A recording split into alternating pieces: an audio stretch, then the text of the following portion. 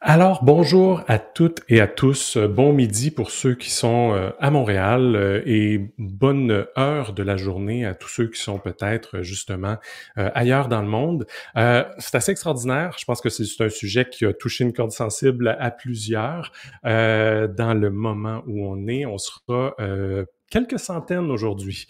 Assez surprenant et très, très heureux de vous compter parmi nous. J'en vois déjà qui commencent à saluer un peu tout le monde dans le chat, dans le clavardage sur le côté. Alors aujourd'hui, on va te parler de ChatGPT et de marketing. Et puis pour laisser, parce que tout le monde est peut-être en train de sortir son lunch du micro-ondes ou de finaliser sa préparation puis son installation pour être confortable dans les prochaines 60 minutes qu'on va passer ensemble. On va vous finir ça juste un peu avant que vous ayez le temps quand même d'aller porter votre vaisselle sale dans la cuisine avant de revenir à votre bureau pour 13 heures. Mais j'en profite pour justement mettre un petit peu la table et saluer tout le monde et peut-être faire un peu de housekeeping, comme on dit. Alors, vous avez le chat qui se trouve à droite. Vous avez juste entré votre nom et puis vous allez entrer dans le chat. Vous allez voir pas mal tout le monde qui est là. Sinon, on va vous poser des questions qui vont se trouver dans la colonne de droite, des petits sondages aussi. Et il y aura un module de questions-réponses qu'on va activer aussi dans la colonne de droite qui va vous permettre justement de poser vos questions d'avance, voter pour les questions des autres parce que Myriam et moi, je vous la présente dans une minute, mais Myriam et moi, on va pouvoir répondre à vos questions. On veut prendre le temps aussi d'échanger le plus possible avec tout le monde. Alors d'abord, qui est Toast qui met cette chose-là à l'horaire aujourd'hui? Ben, Toast, pour ceux qui ne nous connaissent pas ou ne connaissent peu, ben, on est une agence, on est à Montréal, on travaille exclusivement en contenu de marque depuis plus d'une vingtaine d'années maintenant. Une équipe core d'une vingtaine d'experts, et c'est la clé, puis c'est justement la personne extraordinaire avec qui on va passer l'heure aujourd'hui, Myriam Gessier qui est avec nous, qui, elle, fait partie justement des experts puis des spécialistes avec qui on adore travailler depuis de nombreuses années d'ailleurs. Elle va se joindre à nous dans un petit instant. Alors, j'en profite pour faire un peu de présentation pendant que je vois le compteur de gens qui entrent dans la salle en ce moment. Alors, qui est Toast? Qu'est-ce qu'on fait? Je vous ai parlé de contenu, mais essentiellement, l'offre se décline en 3 grands axes.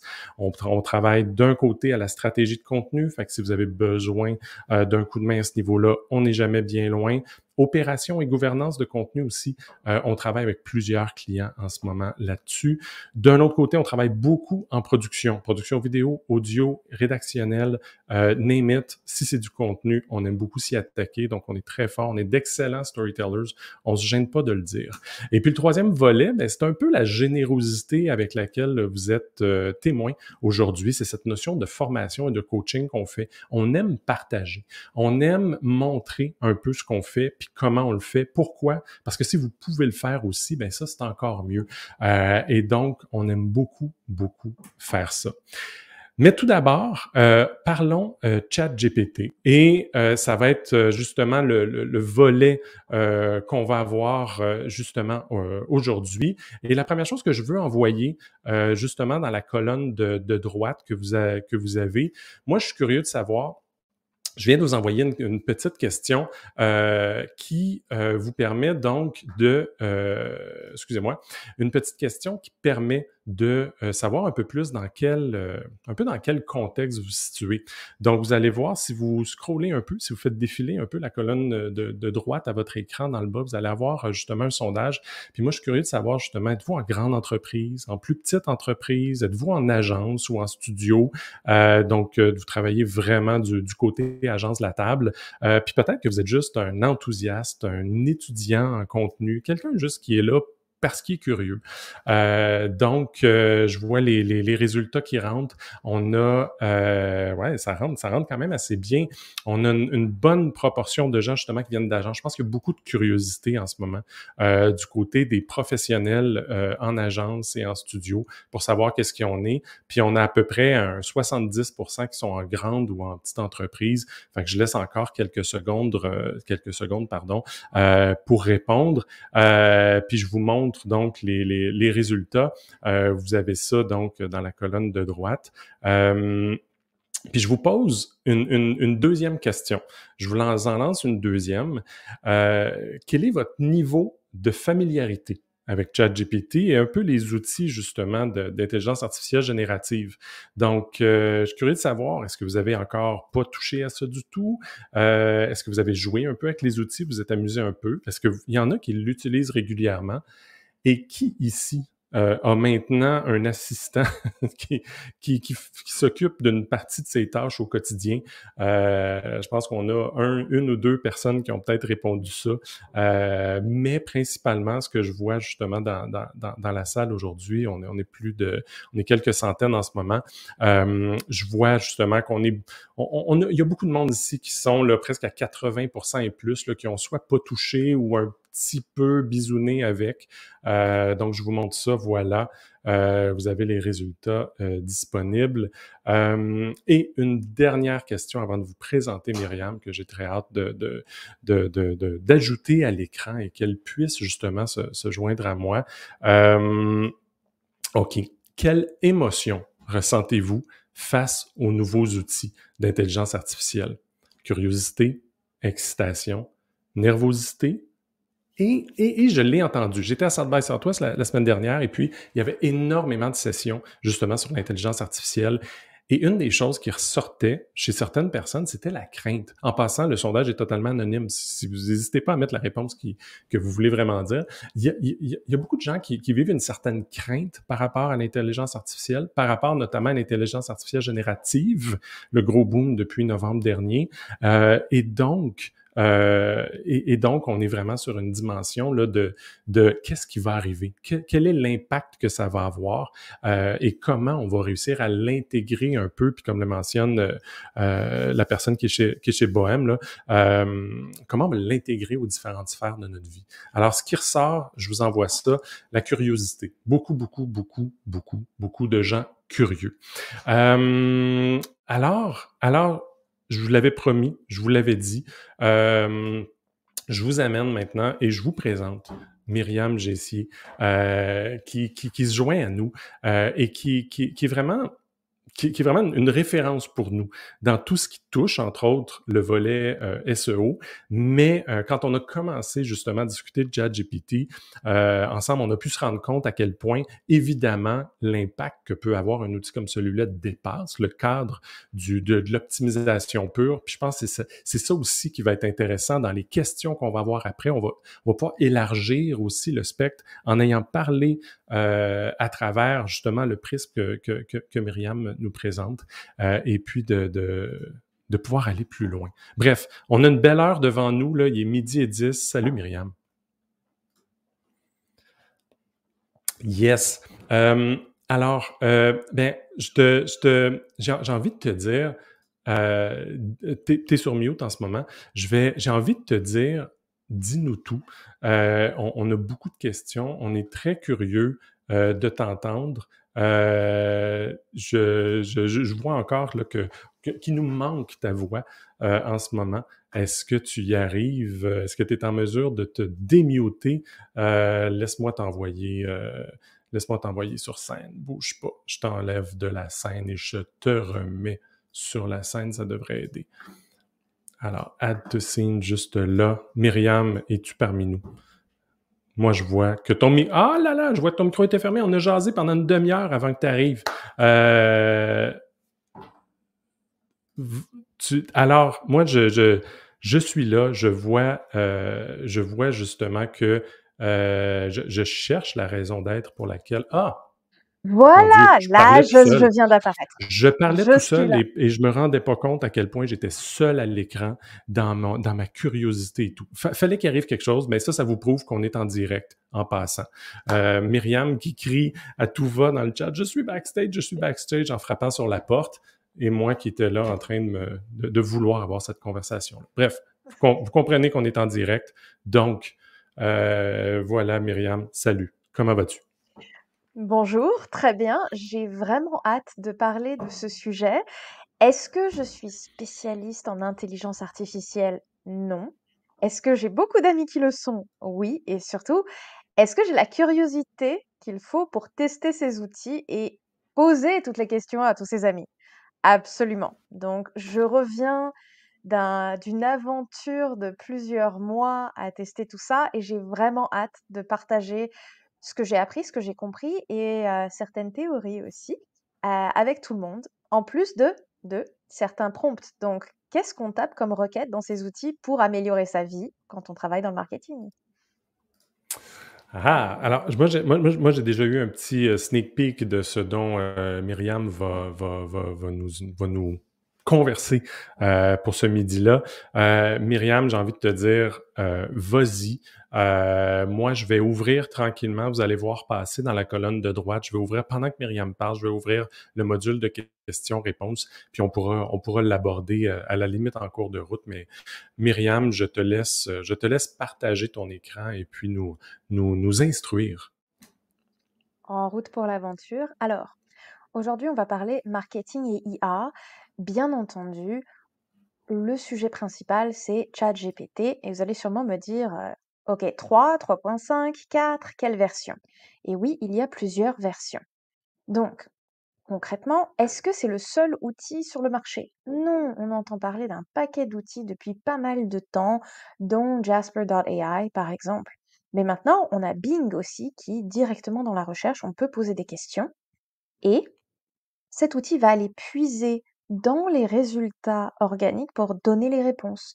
Donc, la spécialité de tous les experts marketing en ce moment sur LinkedIn, c'est de faire une capture d'écran en disant j'ai demandé à Bing qui j'étais et il m'a répondu basé sur les résultats et regardez.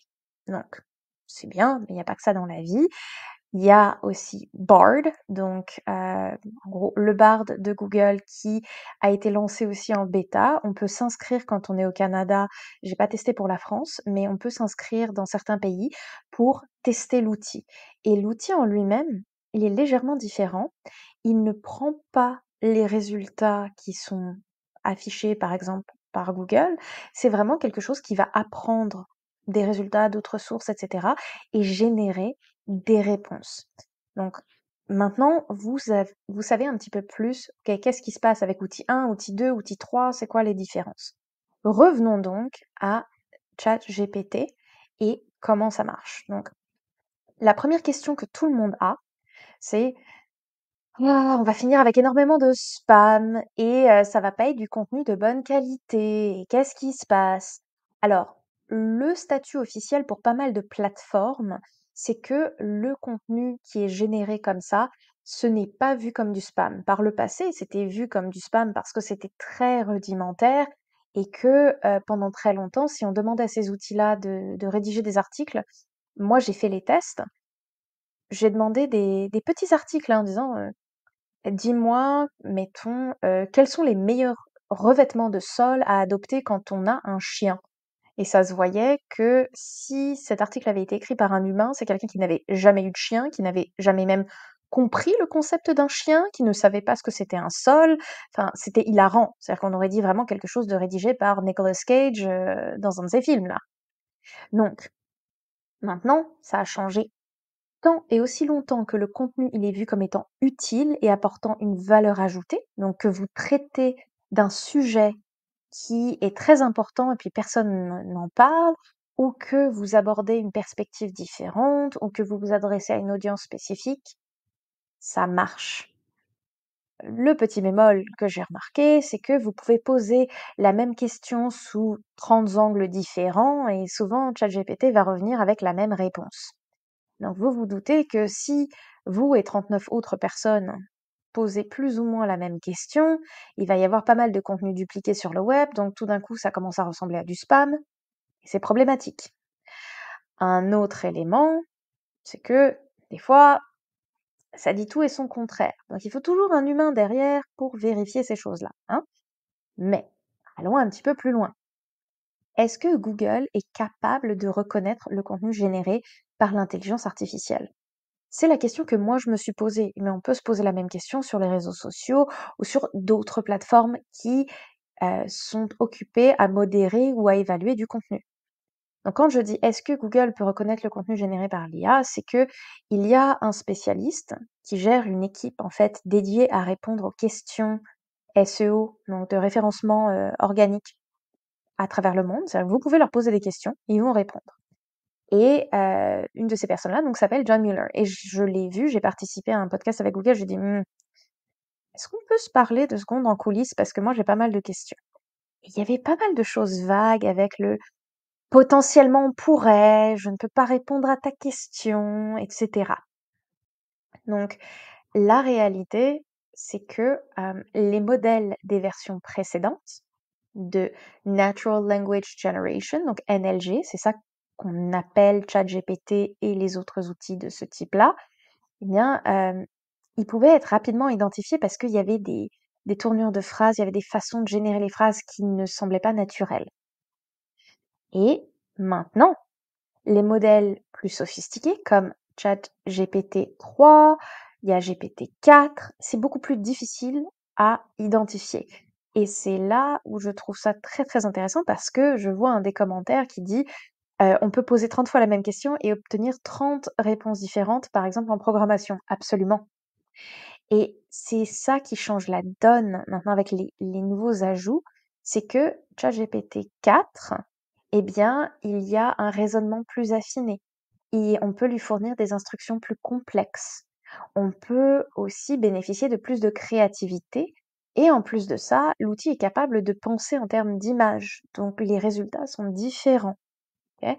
Donc là, maintenant, tout le monde est en train de dire, oh, ça va remplacer les intégrateurs et les programmeurs. Ah, ça va remplacer les écrivains.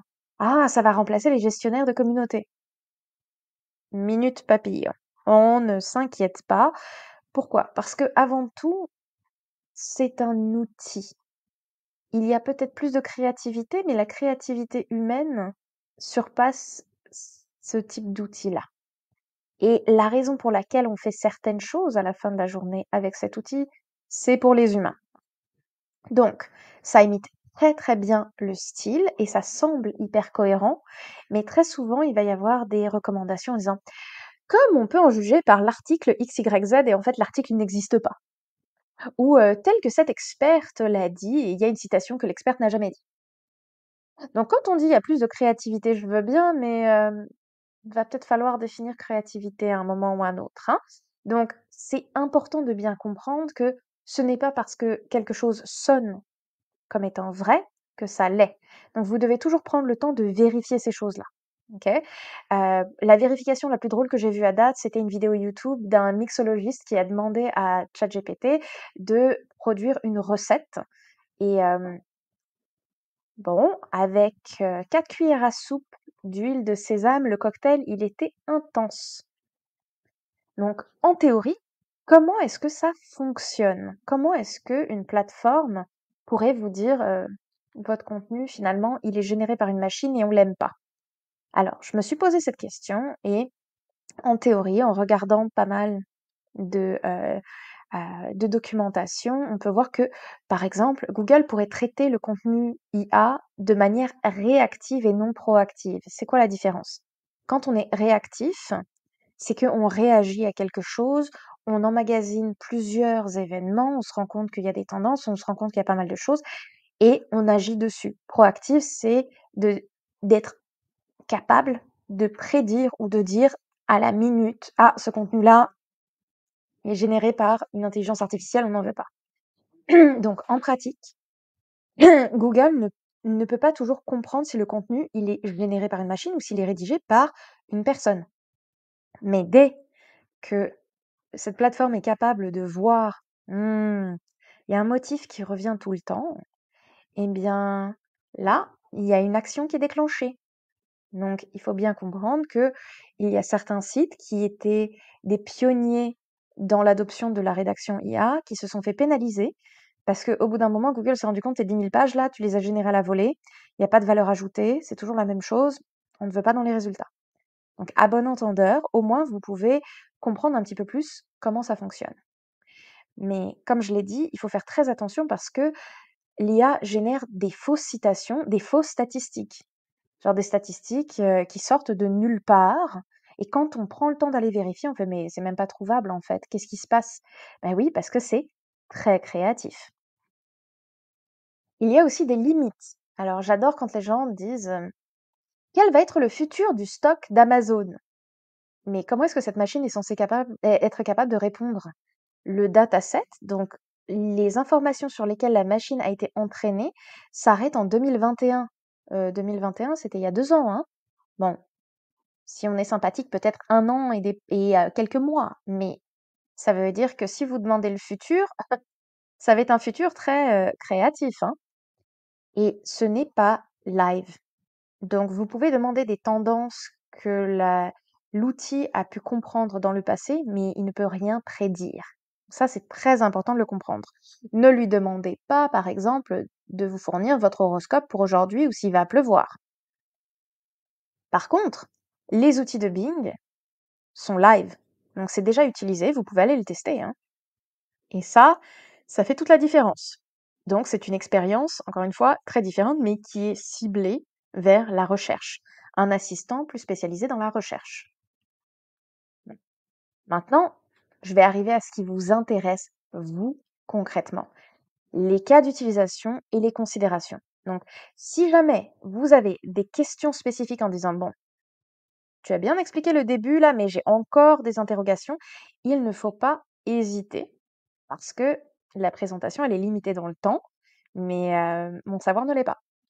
Donc, ça me ferait plaisir de répondre. Pour le moment, comment est-ce qu'on peut envisager quand on est en agence, quand on travaille en marketing, d'utiliser cet outil? Sans avoir peur, sans se dire, bon ben, finalement, comment est-ce que je m'y mets? OK? Donc,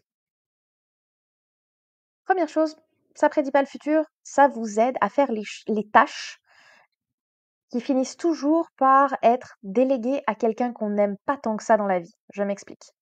À chaque fois qu'il y a une tâche difficile, pas mal de mes collègues au fil des années venaient vers moi et disaient: «Mais t'as pas un outil magique pour le faire?» J'ai fait: «Oui, oui, l'outil magique, il est là.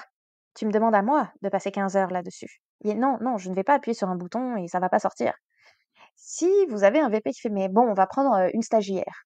Mmh, non, non. Là, là, c'est un des premiers conseils, c'est tournez-vous vers, ChatGPT et dites: «Est-ce qu'il y a pas moyen de faire ça?» Donc, par exemple, résumer des documents, ça le fait très bien. Ça le fait de manière très efficace. Profitez-en. Synthétiser les choses, c'est un bon exercice quand on est à l'université, mais quand on a une semaine très remplie, c'est peut-être pas la meilleure utilisation de notre temps. Donc, le but du jeu, en fait, c'est que dès que vous avez une tâche qui a une faible valeur pour vous, en vous disant si je pouvais donner ça à quelqu'un, je le ferais avec plaisir parce que je dois me concentrer à faire des choses qui sont beaucoup plus rentables, c'est le moment d'ouvrir l'outil. Après, on en a un paquet des cas d'utilisation, hein. Ça peut rédiger des contenus courts, c'est pas juste la synthétisation. Ça peut générer une structure d'article. Moi, ça, c'est quelque chose que j'adore. Parce que c'est pas tout le monde qui a l'habitude de monter une bonne structure et ensuite de rédiger. La plupart d'entre nous, on commence par faire quoi? On dit: J'ai pas envie de faire l'introduction. Ah, mon titre, il est pas assez bon, je reviendrai plus tard», et on commence à rédiger ce qui nous intéresse. Ben, l'article, il finit un petit peu biscornu. Là, vous pouvez lui dire: «Si je devais parler de ce sujet-là, qu'est-ce qui serait cohérent et agréable à lire?» Trouver des idées de contenu. Alors ça, j'adore. Par exemple, bon, ben, si je suis bloquée et que je ne sais pas par où commencer parce que le sujet, que je dois prendre en charge, j'y connais fichtrement rien, je me lance en me disant: «Qu'est-ce qu'un débutant devrait savoir? Qu'est-ce qu'un intermédiaire devrait savoir? Qu'est-ce qu'un expert sait?» Et là, ça m'aide à mieux comprendre et à générer des idées. Les titres, on est tous bloqués par les titres. C'est assez intense, on se dit: «Ah ouais, j'aurais pas vraiment envie de cliquer si je lisais ça, mais je sais pas comment rendre ça plus agréable». Eh bien, dites à ChatGPT: «Voici mon titre», donc vous mettez votre mi-cuit de titre et vous dites: «Donne-moi 10 alternatives. Donne-moi 10 alternatives, mais pour des programmeurs». Et là, tout d'un coup, vous allez voir des alternatives, vous allez dire: «Ouh, ça me plaît. Oh, ça me parle». OK? J'ai vu qu'il y avait aussi une petite question qui disait: «Est-ce que les outils IA, sont disponibles dans d'autres langues que l'anglais?» Oui. Alors mon truc favori, hein, c'est que je parle en anglais, je parle en français. J'ai tendance à poser des questions en anglais parce que c'est plus simple pour moi. Je dis: «Mais par contre, answer me in French». Donc il va me donner la réponse en français. Ou je vais dire: «Donne-moi des mots-clés sur cette thématique ou des idées de contenu, mais réponds-moi en français». Ou le contraire, ça marche très bien. Mais vous devez toujours spécifier, hein, si vous commencez dans une langue et que vous voulez que ça soit fait dans une autre langue, vous devez le dire. Vous pouvez aussi, travailler sur vos appels à l'action. C'est génial ça, en disant: «Non, non, rends-moi ça plus court, encore plus court». On peut aussi stimuler la créativité. Donc, c'est vraiment un remue-ménage en disant, montre-moi un contenu de base, à quoi ça pourrait ressembler. Pourquoi?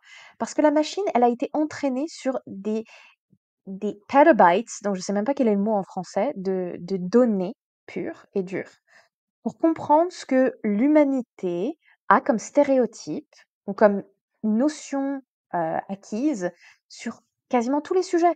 Donne-moi le truc le plus basique, que je comprenne la base pour tout le monde, qu'est-ce que les gens veulent voir, puis après je vais rendre ça bien meilleur. C'est génial.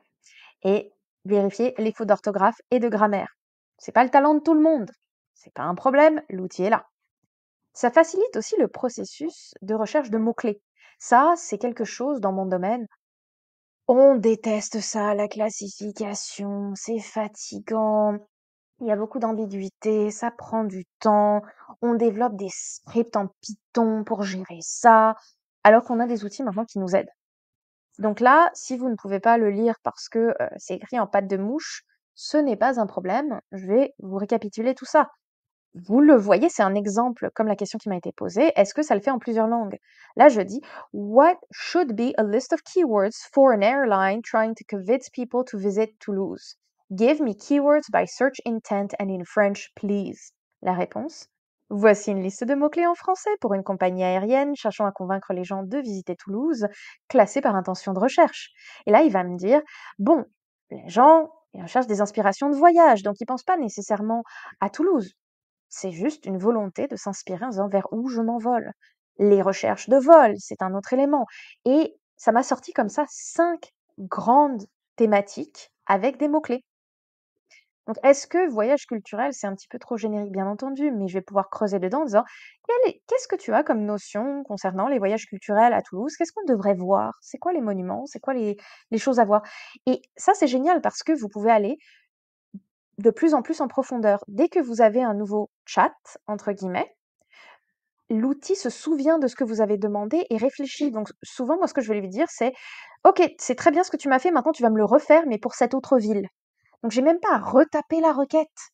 Il le comprend. Donc ça, c'est génial.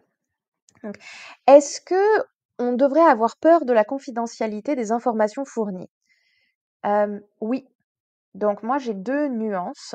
En ce moment, il y a un petit problème où certaines personnes ont été capables d'avoir accès à l'historique de recherche d'autres personnes par accident. C'est quelque chose qui est en train d'être réparé. Mais la notion est que ce que vous faites là-dedans, ça ne devrait pas être considéré comme un secret d'État.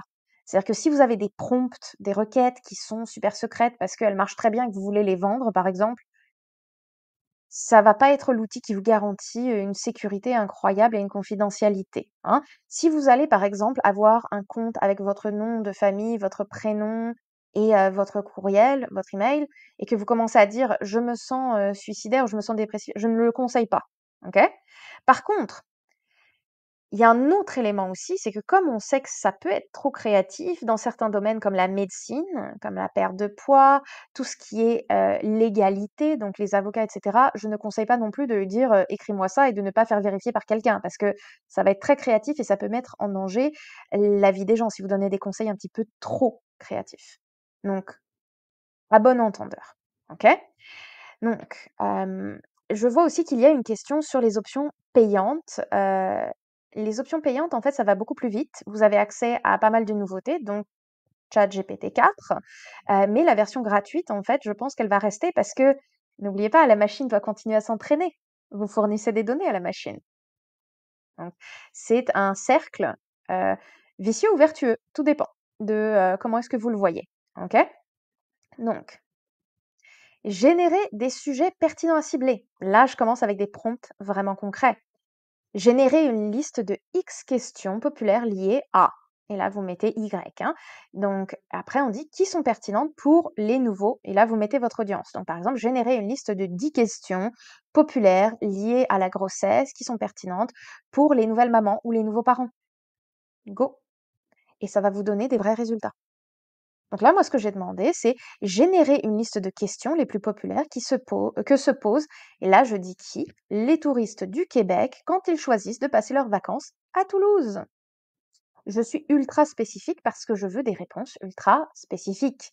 Et là, les réponses, c'est quels sont les endroits les plus populaires à visiter, quelles sont les activités à ne pas manquer, quel est le meilleur moment, comment est-ce qu'on y va, quels sont les restaurants recommandés, quels sont les événements annuels. Ça en fait des choses sur Toulouse, hein. N'hésitez pas à googler si jamais cette destination vous tente.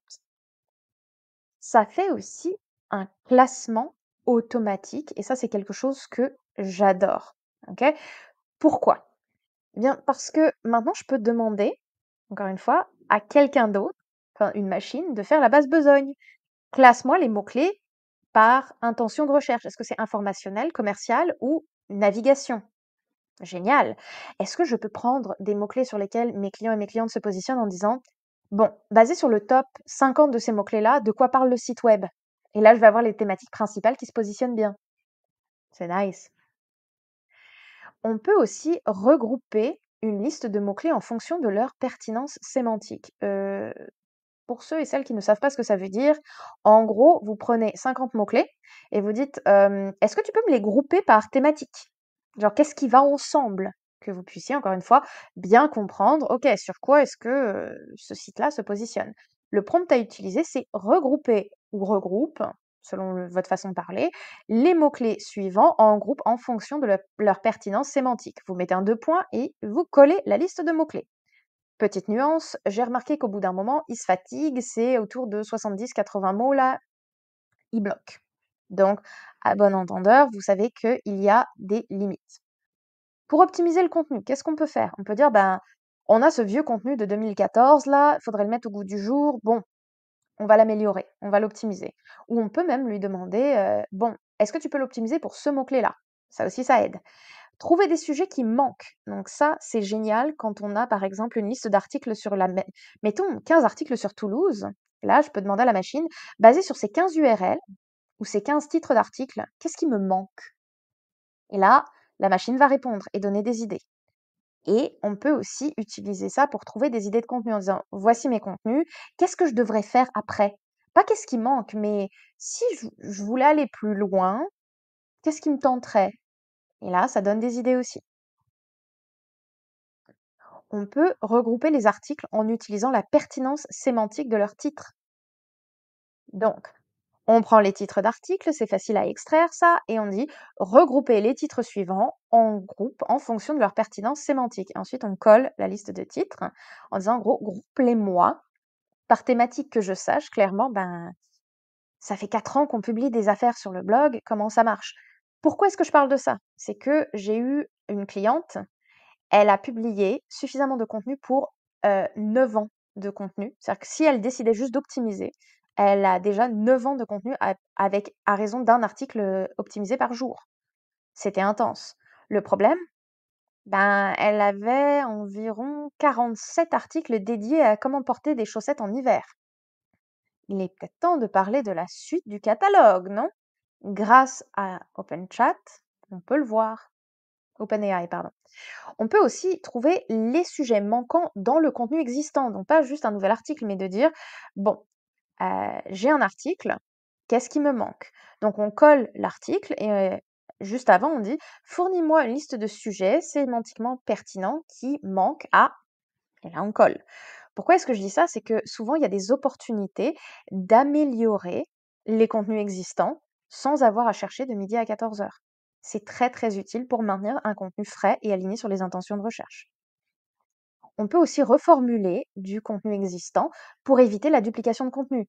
Si les gens ont tendance à copier-coller les contenus au travers de la même entreprise mais qui a plusieurs sites web, ça va vous aider énormément.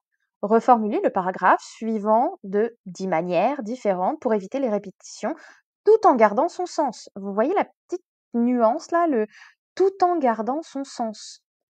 Pourquoi est-ce que je dis ça? C'est que, encore une fois, on ne veut pas trop de créativité et on ne veut pas que ça parte ailleurs. On doit garder l'essence de l'article.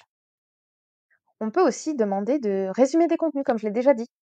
Générer un résumé de X mots. Donc, vous devez spécifier la longueur parce que sinon, ça s'envole encore une fois. Et on dit du contenu suivant. Et là, on colle le contenu.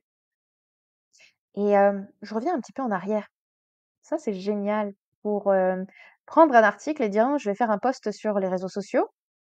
Vous pouvez demander ça. Vous pouvez même dire générer un résumé de cet article pour LinkedIn. Donc là, le ton de voix va être différent. N'hésitez pas à être ultra spécifique. Vous pouvez aussi générer des FAQ. Donc ça, c'est génial parce que vous pouvez mettre votre contenu ou le contenu de la compétition et dire, basé sur ce contenu-là, c'est quoi les questions les plus courantes que les gens ont sur ce produit, ce service, sur cette marque. Le prompt à utiliser, c'est générer une liste de 10 questions fréquemment posées en fonction du contenu suivant. On peut aussi s'informer rapidement sur un sujet pour se lancer dans la rédaction d'un contenu. Ça, c'est quelque chose que je fais très souvent en disant, bon, je m'y connais pas du tout dans tout ce qui est, par exemple, alors c'est quoi la différence entre soudage et soudure? C'est quoi les différents types de soudage? J'en ai appris beaucoup là-dessus. J'ai des clients qui sont spécialisés en whisky. Je pensais bien m'y connaître. Ouf, j'ai appris beaucoup de choses grâce à ChatGPT. Donc, comment ça fonctionne? Ben là, on va dire générer une liste de X questions fréquemment posées en fonction du contenu suivant. Vous pouvez même dire en fonction de la thématique X. Vous pouvez donc obtenir de l'aide pour toutes les basses besognes. Et ça, c'est vraiment génial. Si vous dites, oui, mais bon, je suis spécialisée en expérience utilisateur, ça marche aussi. On peut dire, bon, ben, c'est quoi le parcours client typique de quelqu'un qui a un enfant de 5 ans qui veut faire du hockey? Ça aide énormément à au moins se lancer et poser les bonnes questions. Si vous avez à gérer des gros sites web et qu'on vous dit le SEO c'est très important et qu'on vous demande de générer des balises métatitres, vous pouvez aussi. Voici le prompt. Donc là, on spécifie encore une fois, il faut des balises titres uniques de 63 caractères pour le texte suivant. Ils doivent être descriptifs et inclure le terme. Donc là, vous mettez votre mot-clé tout en vous mettez votre contenu dans le prompt. Donc vous avez déjà une base et go. Donc, il y a un petit bout qui manque, c'est, tout en incluant un appel à l'action parce que ça, c'est je suis très spécifique. Je donne la taille maximum, je donne le mot-clé et je donne, ben, il faut que les gens, ils aient envie de cliquer, en fait, donc on le spécifie à la machine. Ne me fais pas quelque chose qui est trop générique. Il faut vraiment que ça soit bien pensé. Vous pouvez générer des descriptions Open Graph pour les médias sociaux, très simplement aussi. Hem Le prompt à utiliser, c'est générer 5 descriptions Open Graph uniques d'un maximum de 150 caractères pour le texte suivant. Ils doivent être, ou elles doivent être accrocheuses, avec un appel à l'action, y compris, puis là, ce qui vous intéresse vous, en fait. Donc, vous pouvez même dire, ça doit être orienté pour telle et telle audience, en fait. Donc, voilà. Ensuite, attention, pour les sujets trop niches, l'IA ne va pas vous aider. OK? Donc ça, c'est très, très important de bien le comprendre parce que si vous tombez dans quelque chose de trop niche, la machine va continuer à vous vomir des résultats super génériques et vous allez être déçu. Donc il y a un moment, vous allez essayer de demander quelque chose de 4 manières différentes et ça va continuer à vous sortir des trucs génériques. Vous savez qu'il n'y a pas assez d'informations dans la bécane pour que ça sorte. Vous savez que là, vous avez tapé quelque chose où même la compétition ne va pas être capable de le faire, profitez-en et commencez à monter ces contenus-là parce que vous avez vraiment un atout humain là-dessus et vous devez investir dedans à fond. Donc, si vous voulez aller plus loin, vous pouvez faire un brainstorming des idées d'articles, de vidéos. Vous pouvez donc faire la structure, rédiger des emails, faire des posts sociaux, imiter un style d'écriture. Ça, j'ai adoré, j'ai testé, j'ai fait. J'ai besoin que tu m'écrives un roman à l'eau de rose, mais le protagoniste principal, c'est un kebab, et je veux que ça soit rédigé dans le style d'Hemingway. Et la machine a livré, c'était incroyable. Donc n'hésitez pas à faire ça. Moi, je l'utilise aussi pour générer des formules dans Excel ou Google Sheets en disant, «J'ai un besoin, puis j'ai besoin de cette formule pour pouvoir faire X». Il me sort la formule et bien souvent, ça marche très bien. Maximum, j'ai dû affiner ça 3 fois, c'est tout. Donc, si vous voulez aller plus loin, j'ai, quelques petits articles à conseiller, bien entendu. Sinon, sur LinkedIn, il y a pas mal de choses qui passent aussi. Ce que je vous conseille, c'est de taper votre spécialité. Donc, vous allez chercher prompt ChatGPT et puis là, expérience utilisateur ou UX ou SEO ou rédaction de contenu ou par exemple, création, de contenu. Il y a les gens sur YouTube aussi expliquent comment est-ce qu'ils l'utilisent et cetera et cetera. Les choses les plus intéressantes pour moi en tant que personne humaine, c'était de poser des questions en disant: «Bon, j'ai acheté du rétinol, j'ai acheté cet autre truc, je sais même pas comment ça se prononce. Est-ce que je peux mettre les 2 ensemble le soir? Et là, il va me dire: «Oui, tu peux, mais il faut que tu fasses ça comme ça et dans tel ordre». Génial! J'ai une amie qui utilise ça pour planifier tous ses repas, avoir des idées en disant: «J'ai tels ingrédients, dis-moi ce que je devrais préparer». Donc, je suis très curieuse de savoir comment est-ce que vous utilisez déjà la machine et je vais passer la main à Alexandre de nouveau. Yes. Merci beaucoup, Myriam. C'est vraiment intéressant. Puis, j'avais regardé, on avait partagé un peu la présentation ensemble juste avant de commencer. Puis, j'avais vu, tu sais, toutes les requêtes puis les prompts que tu proposais. Mais de t'entendre en parler, c'est vraiment intéressant. Puis, est-ce que, tu sais, là où ça va nous mener, il y a quelque chose de vraiment, vraiment intéressant. Merci beaucoup. Merci beaucoup pour ça. Puis, je pense que là, c'est là qu'il y a aussi moyen d'aller encore plus loin. Parce qu'il y avait justement différentes questions qui sont sorties. Puis je vais en prendre une première. Donc, la question d'Amélie, est-ce qu'on devrait avoir peur de la confidentialité des informations fournies à ChatGPT? Celle-là est ressortie, puis tu l'as abordé un petit peu tantôt.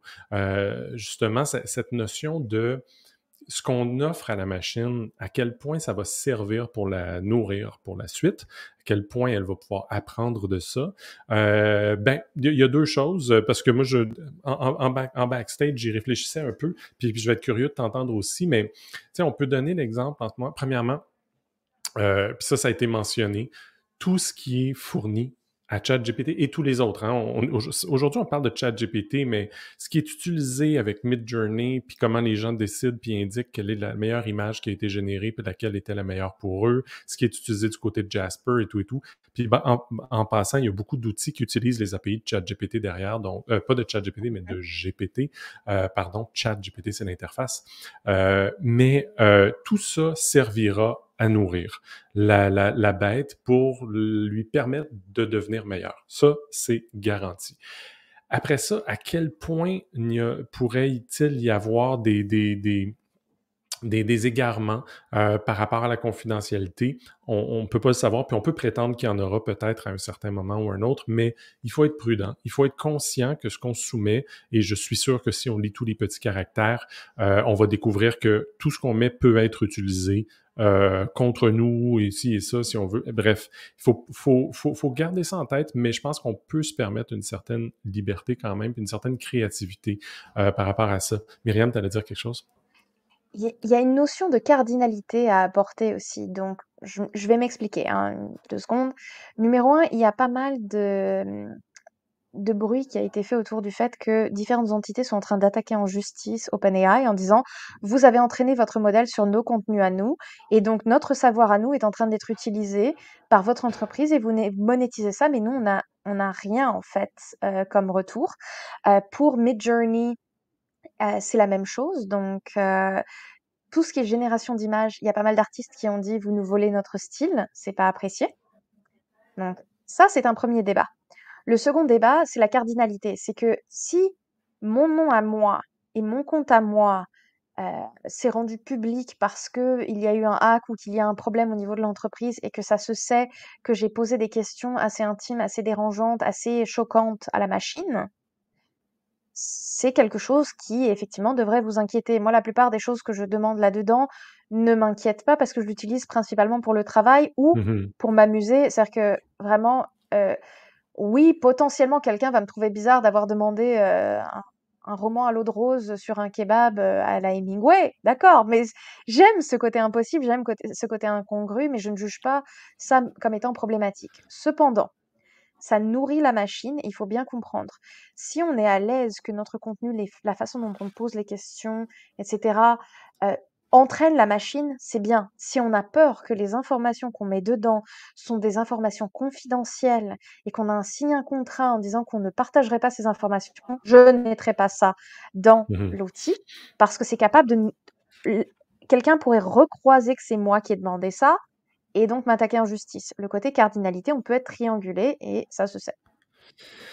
Puis tu sais, en ce moment, puis tu l'as bien mentionné d'entrée de jeu, les modèles avec lesquels on travaille, du moins ceux d'OpenAI, sont basés sur une masse de savoir et de contenu qui arrête en 2021. En ce moment, les outils, notamment ChatGPT, n'apprend pas. ChatGPT, en ce moment, utilise la masse de contenu sur laquelle il a bâti son modèle au cours des dernières années. Puis, je ne sais pas si vous avez vu ça passer à tout hasard, si vous êtes membre du groupe Facebook de François Pérusse, mais il y en a toute une belle gang qui ont essayé d'apprendre à ChatGPT que si on lui pose la question un skidoo, on peut-tu laisser ça dans le cours? Et il est possible d'apprendre à ChatGPT dans une conversation donnée qu'il faut répondre « ish », ceux qui savent, savent, mais même si on est 1000 à lui apprendre ça, la 1001e personne repart à 0 toujours. En ce moment, on repart à 9 sur chacune des conversations qu'on va avoir avec ces outils-là. Ce qui amène une deuxième question, et ça, c'était Isabelle qui l'amenait, doit-on mentionner qu'on travaille avec ces outils-là? Doit-on mentionner que le contenu a été créé ou fait à l'aide de ChatGPT? En ce moment, il y a beaucoup de conversations qui ont lieu, notamment et beaucoup plus, je dirais sérieusement, façon de parler avec un S majuscule, dans le domaine du journalisme. Non pas parce que la notion de la vérification des données, le fact-checking est tout autant important et on peut pas s'y fier, on va y revenir, mais sur le fait que il est important de savoir qu'un outil a été utilisé et quel type d'outil a été utilisé. Il y a beaucoup d'organes de presse qui utilisent justement, puis depuis presque une décennie maintenant, certains outils comme des outils qu'on appelle maintenant les ChatGPT de ce monde, mais c'est mentionné. Il y a justement une mention qui dit qu'il y a des outils qui ont été utilisés pour ça. Et donc, je pense qu'il y a pas de mal nécessairement à dire qu'on utilise ces outils-là dans le cadre de notre travail, au même titre qu'on utilise des outils, puis là, ça, c'est un peu plus une vision personnelle. On utilise un dictionnaire, on utilise un dictionnaire de synonymes, on utilise Photoshop, on utilise Google Docs, Word ou autre. Les outils qu'on utilise font partie de notre quotidien. Je pense que à partir de maintenant et dans les prochaines années, on va avoir des outils additionnels qui s'ajoutent à notre coffre à outils. Je pense qu'il n'y a pas de mal à dire avec quel outil on travaille. Par contre, et parce que je sais qu'il y avait à peu près une personne sur deux ici qui venait des agences, puis ce qui m'amène à la question que Jean-François mentionnait, c'est quoi les do's and don'ts par rapport à une agence? Ben, dans ce cas-ci, mentionnez-le, mais surtout pas, ne créez pas avec ça, créer grâce à ça, amener quelque chose. Une citation que j'ai adorée, que j'ai entendue dans les derniers temps, qui venait d'un des chercheurs, justement, qui travaille beaucoup en intelligence artificielle, c'est que un artiste, ou un créateur, un designer, peut prendre plusieurs mots, un artiste amène une sophistication aux outils qu'il utilise. Et c'est ça la clé, c'est d'avoir cet outil-là à notre disposition, et après ça, d'y amener une couche de sophistication derrière ça, au niveau de la créativité, au niveau de son utilisation, au niveau de la façon dont on va livrer, parce qu'il n'y a pas de mal nécessairement à utiliser ces outils-là. Je pense que c'est intéressant de les mentionner, puis de justement avoir la conversation. Je sais pas si tu as quelque chose qui te vient en tête, Myriam, par rapport à ça. Pour moi, c'est exactement la même chose, en fait. Imaginons, il y a quelques décennies, quand on commence à dire, ah ben, ce document a été généré avec Word. Ben oui, on l'a pas tapé à la machine à écrire, et alors? C'est un outil comme un autre. Le gros problème que je vois, c'est pour une agence, c'est d'expliquer bien au client, c'est un assistant. Ce n'est pas, on ne va pas copier-coller le truc et te le vendre comme si un humain l'avait fait. Donc, il faut bien parler du processus qui est en place en disant, oui, nous l'utilisons de telle et telle manière, nous vous garantissons que les informations sont viables, ou nous vous garantissons qu'elles ont été relues par exemple, un médecin avant qu'on vous soumette cet article de blog médical. Donc, vraiment être transparent sur le fait que on l'utilise de telle et telle manière. Parce que le gros problème en ce moment, c'est que tout le monde est en train de dire cette machine est capable de passer un examen du barreau, est capable d'avoir un MBA. Mais moi, en fait, il y a 2 points. Numéro 1, il y a certains étudiants et étudiantes qui se sentent à l'aise de genre appuyer sur le bouton et de soumettre le travail. T'as rien compris de la vie, mais la vie va te l'apprendre. L'autre bout, c'est si la machine elle est capable de passer ce test de MBA, ça parle sur le programme, sur les profs et sur l'école, plus que sur les étudiants ou la capacité de la machine. C'est qu'il y a un gros problème au niveau de l'enseignement. Donc, encore une fois, je ramène ça dans les do's and don'ts. Si vous allez l'utiliser, expliquez bien comment, expliquez bien pourquoi, et il faut que ça reflète aussi ça dans l'offre de l'agence en disant, ben, c'est cool qu'on ait cet outil, ça nous économise beaucoup de temps. Voici ce qu'on va faire avec le temps qu'on a, en Mhm. fait. Ben voilà, les clients, d'un point de vue agence, puis même sinon du côté client, pour vous, dans un contexte d'optimisation de temps ou de s'assurer que ce que vous payez à votre agence vaut la peine, c'est d'aller chercher justement cette optimisation-là et de pouvoir dire, ben, grâce à ça, on est capable d'aller un peu plus loin. Il existe, puis vous faites déjà, vous avez trouvé des dizaines d'exemples où on est capable de faire ce qui prenait 1 heure en quelques minutes avec un outil comme ChatGPT, des classements, des choses comme ça. Il faut les vérifier après. Faut pas d'utiliser ça de façon aveugle, mais ça nous donne du temps peut-être pour faire une analyse puis aller chercher des insights un petit peu plus profonds à partir de ce classement-là ou ces résultats-là. Puis pour la petite histoire, on a parlé de trucs de médecine et tout ça, là. Évidemment, il faut toujours fact-checker tout ce qui est fait. Je voyais quelqu'un qui mentionnait justement qui voulait aller chercher des sources, qui demandait justement quels sont les subreddits sur tel sujet ou tel autre. Ça, c'est vraiment intéressant. Mais sachez, puis vous allez le réaliser si vous faites la même requête, il y avait Sean ici au bureau qui justement utilisait ça pour faire, dans le cadre d'un mandat, en disant à ChatGPT, peux-tu me donner des exemples en me donnant l'adresse de la source. Mais ChatGPT invente des URL aussi. Ce qui veut dire que ça, c'est assez fascinant. Les URL qu'il va vous présenter, les adresses web, ChatGPT les a inventés. Fait que dans beaucoup de cas, c'est juste parce qu'il y avait une chance que ces mots-là se suivent dans une URL, mais il n'y a rien au bout de ça. Donc, il ne faut pas toujours s'y fier. Donc, c'est un outil. Ça nous sort quelque chose juste pour kickstarter. C'est ça qui est intéressant. Ah, bonjour! On a Oui, on désolée, a quelqu'un le qui vient chien d'arriver saucisse. justement dans le webinaire. On avait prévu pour les dernières minutes, justement, avec vous. Mais bref. Question de Amélie. On a parlé tantôt version payante, version gratuite de ChatGPT spécifiquement. La version payante en ce moment, ça pourrait changer, ça change d'une semaine à l'autre, ça bouge de façon incroyable. La version payante de ChatGPT n'est pas très dispendieuse. Ce qu'elle permet de faire, c'est qu'elle donne accès à un des moteurs qui est un petit peu plus avancé, qui est ChatGPT, qui est ChatGPT 4, et donc qui permet d'aller un petit peu plus loin sur des types de requêtes et autres, et a une certaine, justement, rapidité additionnelle où on a accès un petit peu plus souvent. Mais donc, en ce moment, il y a beaucoup d'outils qui restent disponibles gratuitement, qui valent la peine. Myriam, je vois que tu as levé la main. Oui, alors en fait, il y a aussi un truc qui est très très important qui change avec ChatGPT 4, c'est qu'on peut lui fournir des images. C'est-à-dire que c'est plus juste du texte, ok? Donc ça, c'est le gros changement. Donc de plus en plus, on peut lui dire, j'aimerais avoir une page 404. À quoi elle devrait ressembler, par exemple. Et la machine a plus la capacité de décrire ça et de penser de cette manière-là. Voilà, c'était la petite nuance. Super intéressant, super intéressant. Rob qui demande est-ce que les outils IA comme ChatGPT et les autres sont disponibles dans d'autres langues. Dans le cas de ChatGPT, il parle très très bien plusieurs langues. Il est possible de lui poser une question en français, lui demander de répondre en anglais. Il suffit de l'écrire. Possible de lui poser des questions en français, il va répondre dans la même langue. Encore là, s'il vous plaît, n'utilisez pas ça comme outil de traduction ou du moins assurez-vous d'en faire la vérification par la suite parce que comme tout outil de IA, ça invente. Donc, voilà, être prudent. Glenda, question intéressante. If Bing's AI is live, donc la version Bing qui justement est connectée un peu à Internet, qui combine résultats de recherche et le savoir et le modèle de GPT derrière, est-ce qu'on devrait l'utiliser plutôt que ChatGPT? Je ne sais pas quelle est ta perception, ton commentaire là-dessus, Myriam? Ben, en fait, c'est basé sur les résultats de recherche de Bing, en fait. Donc, ça veut dire Mhm. qu'on se limite à un autre dataset. Voilà. Oui. On se limite à un autre dataset, mais il y a des avantages. C'est live.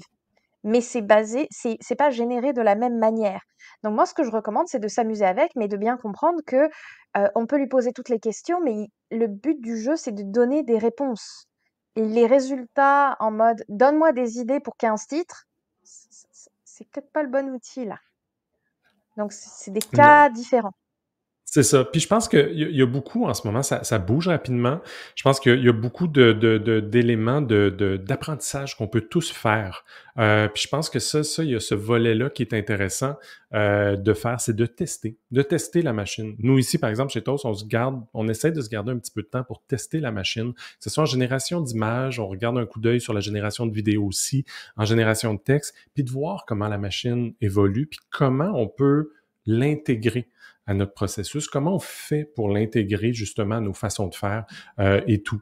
Je vois le temps qui avance, puis je vois les minutes qui s'égrènent, et puis on s'était dit qu'on se laisserait vraiment au terme d'une heure, puis c'est ce que je veux faire. Alors, tu sais, ce que je veux peut-être faire à ce moment-là, c'est vraiment vous partager un peu une finalité sur ce que ChatGPT aurait pu nous offrir. Alors, live devant vous, je lui demande de tout bonnement de me proposer un gabarit de courriel envoyé suite à un webinaire remerciant les participants et les invitant à cliquer sur un lien pour télécharger la présentation qui était présentée, leur mentionner enfin que l'enregistrement sera aussi partagé dans les prochaines heures. Alors, le courriel que vous voyez qui se génère présentement à l'écran sera celui qui vous sera envoyé après vérification et fact-checking, évidemment. Alors, vous recevrez ce courriel-là dans les prochaines minutes avec des liens et des éléments pour peut-être poursuivre la conversation. N'hésitez surtout pas à nous faire signe, Myriam ou moi, pour poser vos questions, aller encore un petit peu plus loin. On sera vraiment là pour vous accompagner dans de nouvel élément qui, selon les questions qu'on posait au départ, suscite beaucoup de curiosité et un petit 10% de peur et de crainte. Alors voilà. Myriam, merci beaucoup d'avoir passé l'heure avec nous et qu'on a pu passer l'heure ensemble. Alors, je te souhaite une excellente fin de journée et puis on se revoit très bientôt, De même, n'est-ce donc pas? merci beaucoup, puis à très bientôt tout le monde. Petite note, Stéphanie dans les commentaires a donné une idée géniale de l'utiliser en disant: «J'aimerais avoir une playlist, Spotify, qu'est-ce que tu me conseilles pour ce mood-là, cette ambiance?» J'ai trouvé ça génial, donc merci Stéphanie, puis merci à tout le monde d'être venu. Génial. À bientôt, merci. Bye bye.